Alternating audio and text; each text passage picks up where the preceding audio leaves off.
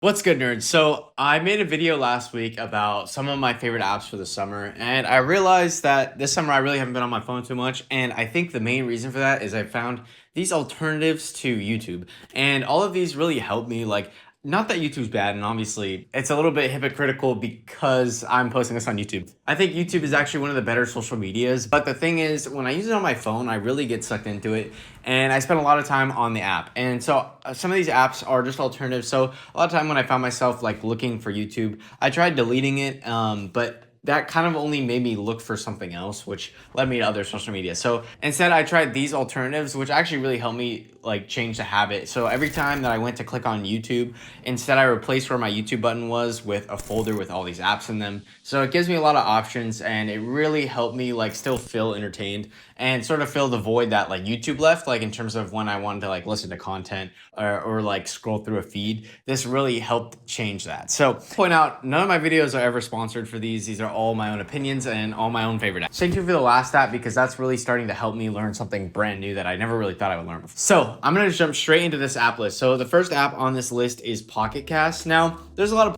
apps out there, and if you just want to stick to the Apple Podcast one, I think that is a great one. Pocket Cast. Now, Pocket Cast is pretty great. It's a lot like Apple Podcasts. Obviously, it's a podcasting app, but I just like the interface. I think it's super simple, and you'll see I can go here. It'll just show me a list of all my podcasts. It's a completely free app. And I actually found a lot of the people that I would watch on YouTube, like that make longer videos, have podcasts themselves, which is just the audio of their podcast, which sounds a little bit redundant. Like, why wouldn't you just download YouTube? But having this really helps me like only focus on these subscriptions instead of like scrolling through a feed of like different videos or like seeing new content and stuff. Not that that's necessarily bad, but I'd like to just save that for my computer. There's one guy on YouTube called Horses, but also all of his content is listed right here, so you can go ahead and listen to it as if it were a podcast.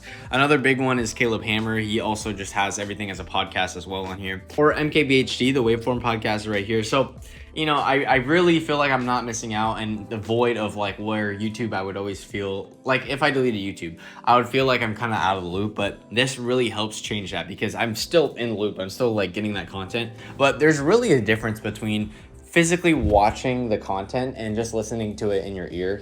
And it is kind of annoying. Sometimes they'll reference something that like you can't see, you can only hear them talk about it. But for the most part, it really doesn't bother me that much, and that really doesn't happen too often. This app also has some other cool features. So one thing I really like on YouTube is that you can queue videos. So the more videos I see, I want to queue more stuff. And this actually has that exact same feature. So you can see right here, I have a queue, so I can add different stuff to this queue. It's super nice also just for laying out, like if there's podcasts I know I want to listen to, instead of having to look for the podcast every single time, it'll just be there in the queue from the last time I added it. So the other thing I got into a little bit was audiobooks. So the first app that I have in this audiobook category is called Book Player. Now, this one is a little bit funny in the sense that you have to find your own books, essentially. So you could download them from less than legal sites, and you can have them on here. But there's also websites that have, like, if you just look up free audiobooks, there's tons, and you can find the audio files for them and just drop them straight into here. I just picked this one because, first of all, it's free. And second of all, it does have a pretty okay layout. I'm not super mad at what this looks like. I mean, you could split your book up into the chapters based off the different discs and stuff. And I think this is a great way, especially if you want to get into listening to more audiobooks, you can have them all on here. I only have the one for now because previous to this, I was using, now this might be a little bit technical, but I was using a Plex server, and there's actually an app that lets you log into your Plex server and have all your books on a server, which is pretty nice. But I don't really want to have that whole process for audiobooks. I realize it doesn't make sense because the book files are like super small sizes. But for this, it's pretty good. I mean, I listened basically 3 minutes into this book, but it's worked for me so far. And yeah, I really think listening to that has helped. Next up for the books is obviously Audible, but I'm not going to go too deep into this one. Everyone kind of knows about Audible. You can buy your books right here and just have them on here. In my opinion, Audible is not really worth it when there are ways to do this for free, like that Book Player one and getting the files yourself. But if you don't want to have to deal with all that hassle, I don't really see the harm in getting Audible. It's just a little bit expensive. It's $15 a month. But if you think about it, that is technically cheaper than buying audio books like straight up in the Books app. But you know, it works. It's fine. The next app is Apple Books. Now, basically every book is also free online. And there's some library apps that you can get as well. I think there's one called like LibreVox. And those work as well, and those are pretty good. The Apple one works super well, especially if you have books online that you like reading, and you can also sample books in here as well. But you could basically import any PDF, or I think it's called an EPUB file, so you can get those in here and read them straight through here. There's really no reason to like look for another PDF viewer app because this one works as well as it could be. I don't know, you can mark up stuff and it saves to the cloud, and it's free. So I thought the Apple Books app was pretty good. Next up, we're getting into the music section. Now, I want to go over one that I really like personally. Now, this is not like your traditional Spotify or Apple Music, and that's called Untitled in brackets. And this app is great. So you can actually take files from music and pop it in here and make your own. You can reorder different albums. You can retitle albums. And this app is mainly meant for like if you're an artist personally, like, and you want to organize your tracks or your music. But for me, it's $50 a year, but you can organize all your music, and it has some pretty cool features where you can actually remix like different songs. You can speed them up, slow them down.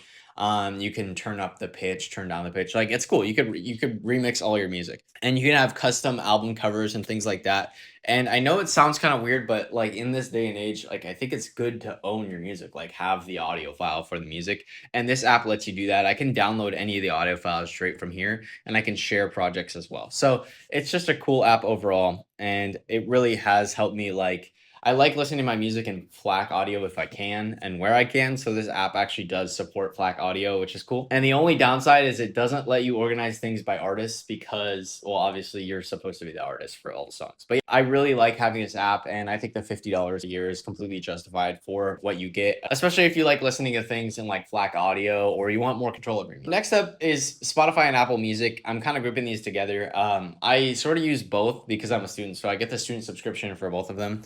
And I like the layout of both. I'm kind of switching between, I think I'm switching from Spotify to Apple Music, but a video on that's coming pretty soon. But that's like the huge debate I know everyone talks about. But, you know, I really like the layout of both the apps, and I found that every time I'd want to go to YouTube, if I listen to music, it actually puts me in a better mood. So I think listening to music is definitely a great way to actually kick the habit of going and scrolling through YouTube. And the last app on my list is Babbel. So I'm learning Italian, and I found that Babbel actually really helps. And so I try to do it once a day, and I do like Babbel over Duolingo. I've tried Duolingo for Spanish for like years now. Like, I had Spanish classes and I did Duolingo for Spanish.